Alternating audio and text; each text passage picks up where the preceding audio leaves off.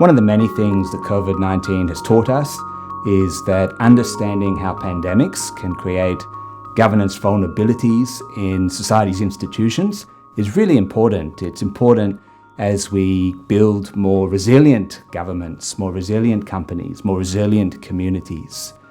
Our research looks at the impacts of COVID-19 on corruption risk in the mining sector, and specifically corruption risk in the mining licensing and permitting process, the first stage of the mining value chain.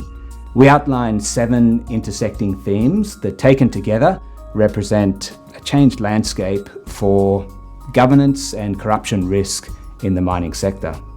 From the ways in which mining capital, mining investments and mineral supply chains are reconfiguring during the pandemic and likely after the pandemic, to the impact of travel restrictions and border closures on social relations in the sector, on collaboration, on trust, reciprocity, on sector reform, cutting so-called red and green tape in attempts to fast-track the economic recovery through faster assessments and approvals processes, to opening up of land and, in some cases, relaxing licensing conditions for the sector.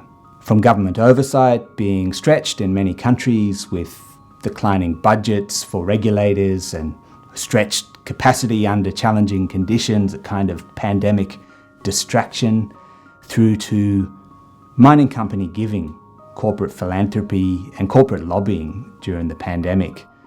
And all of these shifts, all of these changes in the landscape for mineral governance have been happening at a time when the civic space in many countries and many mining jurisdictions has been narrowing. Of course, there's no one-size-fits-all to understanding corruption in a crisis.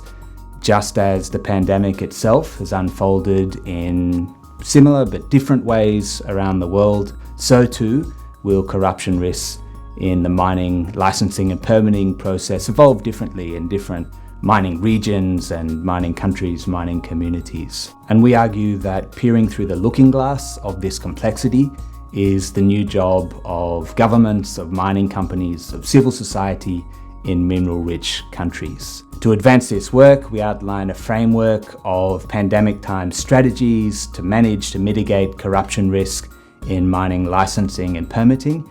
These strategies also support more resilient environmental, social, and governance performance in the sector under pandemic conditions.